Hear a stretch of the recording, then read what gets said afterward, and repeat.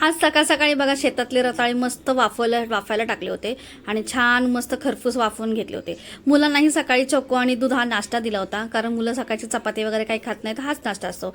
माझाही डाएट असल्यामुळे मी बघा फक्त रताळे वाफवलेलेच खाल्ले आणि खूप टेस्टी लागत होते. मुलगा मुलगी तर फ्रेश झाले होते म्हणून त्यांना कपडे वगैरे घालत होते.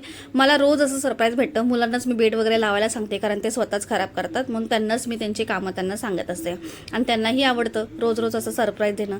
दुपारचं खूप गरम होत होतं म्हणून अगदी अर्ध्या तासाला मी फ्रेश होत होते, कारण कामं करायला पण थोडंसं आपल्याला रिलॅक्स वाटतं आणि फ्रेश वाटतं आणि चेहराही खूप टँक झाल्यामुळे मी असं छान मस्त अर्ध्या तासाला फ्रेश होते. घरात दुपारी पाहुणे येणार होते म्हणून असं काही सगळी कामं वगैरे पटापट आवरून घेतली आणि माझा तवा खूप काळा किट्टा झाला होता. माझ्याकडे काळा साबण नव्हता म्हणून मी असं काहीतरी ट्रिक वापरली, ती तुम्ही माझ्या लॉंग व्हिडिओवरती बघू शकता. अगदी 5 ते 10 मिनिटात मी तवा अगदी चकाचक करून घेतला. कोणतेही महागडे प्रोडक्ट्स वगैरे काहीही वापरले नाही. आपल्या घरगुती साहित्यामध्ये मी अगदी तवा 10 मिनिटात क्लीन केला. तुम्हाला जर माझा व्हिडिओ बघायचा असेल तर लॉंग व्हिडिओवरती मी यूट्यूबला अपलोड केला आहे, तुम्ही बघू शकता. अगदी 5 मिनिटात बघा तवा किती क्लीन झाला.